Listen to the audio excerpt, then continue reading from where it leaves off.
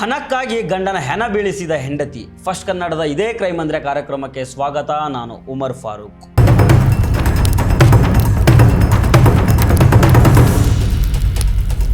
ಅತಿಯಾದ ಆಸೆ, ಹಣದ ವ್ಯಾಮೋಹ ಮನುಷ್ಯನನ್ನು ಎಷ್ಟರ ಮಟ್ಟಿಗೆ ಕುರುಡನಾಗಿ ಮಾಡುತ್ತೆ ಅನ್ನೋದಕ್ಕೆ ಇಲ್ಲೊಂದು ಶಾಕಿಂಗ್ ಎಕ್ಸಾಂಪಲ್ ಸಿಕ್ಕಿದೆ.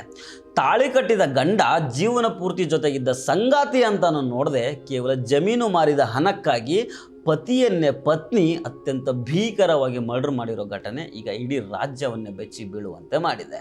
ಇಲ್ಲಿ ವಿಶೇಷ ಅಂದರೆ, ಪವಿತ್ರವಾದ ಭೀಮನ ಅಮಾವಾಸ್ಯೆ ಎಂದೇ ಗಂಡನ ಪೂಜೆ ಮಾಡಬೇಕಾದ ಹೆಂಡತಿ ಪ್ಲ್ಯಾನ್ ಮಾಡಿ ಗಂಡನನ್ನು ಇಹಲೋಕಕ್ಕೆ ಕಳಿಸಿದ್ದಾಳೆ.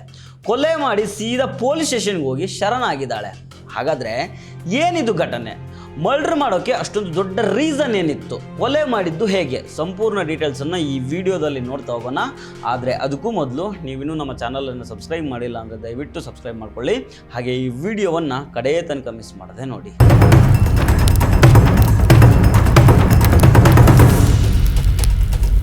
ಈ ಭೀಕರ ಘಟನೆ ನಡೆದಿರೋದು ಕೋಲಾರ ತಾಲೂಕಿನ ಚನ್ನಸಂದ್ರ ಗ್ರಾಮದಲ್ಲಿ. ಕೊಲೆಯಾದ ದುರ್ದೈವಿ ಪತಿಯ ಹೆಸರು ನಾರಾಯಣ ಸ್ವಾಮಿ, ವಯಸ್ಸು 68 ವರ್ಷ ಇವರಿಗೆ.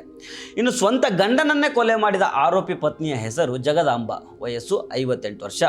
ಈ ದಂಪತಿಗೆ ವಯಸ್ಸಾಗಿದ್ರೂ ಇಬ್ಬರ ಮಧ್ಯೆ ಫ್ಯಾಮಿಲಿ ಗಲಾಟೆ, ಅಸಮಾಧಾನಗಳು ಜಾಸ್ತಿ ಆಗ್ತಾ ಇತ್ತು. ಈ ಕೌಟುಂಬಿಕ ಕಲಹದ ಕಾರಣದಿಂದ ಇಬ್ಬರು ಒಂದೇ ಮನೆಯಲ್ಲಿರಲಿಲ್ಲ. ಕಳೆದ ಕೆಲ ಸಮಯದಿಂದ ಬೇರೆ ಬೇರೆಯಾಗಿ ಪ್ರತ್ಯೇಕವಾಗಿ ವಾಸ ಮಾಡ್ತಾ ಇದ್ರು. ಆದರೆ ಈ ಇಬ್ಬರ ನಡುವೆ ಇದ್ದ ಗಲಾಟೆಗೆ ಮೇನ್ ರೀಸನ್ನು ಜಮೀನು ಮತ್ತು ಅದರಿಂದ ಬಂದಿದ್ದ ದುಡ್ಡು. ಪೊಲೀಸ್ ವಿಚಾರಣೆ ಸಂದರ್ಭದಲ್ಲಿ ಹೊರಬಿದ್ದಿರೋ ಅಸಲಿ ಸತ್ಯವೇನು ಗೊತ್ತಾ? ಆಸ್ತಿ ಮತ್ತು ಹಣದ ಆಸೆ. ನಾರಾಯಣ ಸ್ವಾಮಿ ಅವರಿಗೆ ಸೇರಿದ 2 ಎಕರೆ ಜಮೀನನ್ನು ಇತ್ತೀಚೆಗೆ ಮಾರಾಟ ಮಾಡಲಾಗಿತ್ತು.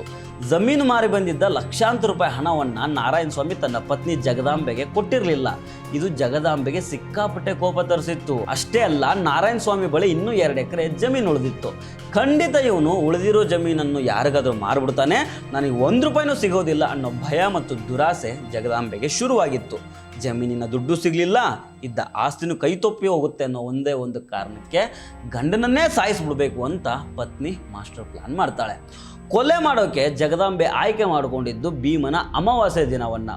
ಬೇರೆ ಬೇರೆಯಾಗಿ ಇರ್ತಾ ಇದ್ದ ಗಂಡ ನಾರಾಯಣ ಸ್ವಾಮಿಯನ್ನ ಜಗದಾಂಬೆ ಕಳೆದ 2-3 ದಿನಗಳಿಂದ ಸ್ವೀಟಾಗಿ ಮಾತಾಡಿಸಿ, ಪುಸಲಾಯಿಸಿ, ನಂಬಿಸಿ ತೋಟದ ಮನೆಗೆ ಕರ್ಕೊಂಡ್ಬರ್ತಾಳೆ. ರಾತ್ರಿ ಊಟದ ಸಮಯದಲ್ಲಿ ನಾರಾಯಣ ಸ್ವಾಮಿಗೆ ಗೊತ್ತಾಗದಂಗೆ ಊಟದಲ್ಲಿ ಬರೋಬ್ಬರಿ 10 ನಿದ್ದೆ ಮಾತ್ರೆಗಳನ್ನು ಮಿಕ್ಸ್ ಮಾಡಿ ಕೊಡ್ತಾಳೆ. ಊಟ ತಿಂದ ಕೆಲವೇ ನಿಮಿಷಗಳಲ್ಲಿ ನಾರಾಯಣ ಸ್ವಾಮಿ ಪ್ರಜ್ಞೆ ತಪ್ಪಿ ಗಾಢ ನಿದ್ರೆಗೆ ಹೋಗ್ತಾರೆ. ಅವನು ಮಲ್ಕೊಂಡಿದ್ದನ್ನು ಕನ್ಫರ್ಮ್ ಮಾಡಿಕೊಂಡ ಜಗದಾಂಬೆ ತಡ ಮಾಡದೆ ಹಗ್ಗ ತಗೊಂಡು ಬಂದು ನಾರಾಯಣ ಸ್ವಾಮಿ ಕುತ್ತಿಗೆ ಬಿಗಿದ್ಬಿಟ್ಟು ಉಸಿರುಗಟ್ಟಿಸಿ ಕೊಲೆ ಮಾಡಿಬಿಡ್ತಾಳೆ. ತಾಳಿ ಕಟ್ಟಿದ ಗಂಡನನ್ನು ನಿದ್ದೆಯಲ್ಲೇ ಜೀವ ತೆಗೆದು ಚಟ್ಟ ಕಟ್ಟಿಬಿಟ್ಟಿದ್ದಾಳೆ. ಈ ಕೃತ್ಯ ಎಸಗಿದ ಬಳಿಕ ಜಗದಾಂಬೆ ಅಲ್ಲಿಂದ ಸೀದಾ ವೇಮಗಲ್ ಪೊಲೀಸ್ ಸ್ಟೇಷನ್ಗೆ ಹೋಗಿ ಪೊಲೀಸರ ಮುಂದೆ ಶರಣಾಗಿದ್ದಾಳೆ. ನಾನೇ ಗಂಡನನ್ನು ಕೊಂದಿದ್ದಾಗಿ ಸಂಪೂರ್ಣ ವಿಚಾರವನ್ನು ಪೊಲೀಸರ ಮುಂದೆ ಒಪ್ಕೊಂಡಿದ್ದಾಳೆ. ಪೊಲೀಸರು ಎನ್ಕ್ವೈರಿ ಮಾಡಿದಾಗ ಜಮೀನು ಮಾರಿದ ದುಡ್ಡು ಕೊಡದಿದ್ದಕ್ಕೆ ಮತ್ತು ಉಳಿದ ಜಮೀನನ್ನು ಮಾರ್ಬಿಡ್ತಾನೆ ಅನ್ನೋ ಭಯಕ್ಕೆ ಕೊಲೆ ಮಾಡಿರ್ತೀನಿ ಅಂತೇಳಿ ಆಕೆ ಕನ್ಫೆಸ್ ಮಾಡಿದ್ದಾಳೆ. ಪ್ರಸ್ತುತ ಈ ಸಂಬಂಧ ವೇಮಗಲ್ ಪೊಲೀಸ್ ಠಾಣೆ ವ್ಯಾಪ್ತಿಯಲ್ಲಿ ಕೇಸ್ ರಿಜಿಸ್ಟರ್ ಆಗಿದೆ. ಪೊಲೀಸರು ಜಗದಾಂಬೆಯನ್ನು ವಶಕ್ಕೆ ಪಡ್ಕೊಂಡು ಮರಣೋತ್ತರ ಪರೀಕ್ಷೆ ಹಾಗೂ ಮುಂದಿನ ಕಾನೂನು ತನಿಖೆಯನ್ನು ಕೈಗೆತ್ತಿಕೊಂಡಿದ್ದಾರೆ. ದುಡ್ಡಿನ ಆಸೆಗೆ ಬಿದ್ದು ನಂಬಿ ಬಂದ ಗಂಡನನ್ನೇ ಕೊಲೆ ಮಾಡಿದ ಈ ಪತ್ನಿಯ ದುಷ್ಕೃತ್ಯದ ಬಗ್ಗೆ ನಿಮ್ಗೇನನ್ಸುತ್ತೆ? ಕಮೆಂಟ್ ಮಾಡಿ ತಿಳಿಸಿ. ಇನ್ನಷ್ಟು ಹೆಚ್ಚಿನ ಸುದ್ದಿಗಳಿಗಾಗಿ ನಮ್ಮ ಚಾನಲನ್ನು ಸಬ್ಸ್ಕ್ರೈಬ್ ಮಾಡಿ. ನಮಸ್ಕಾರ.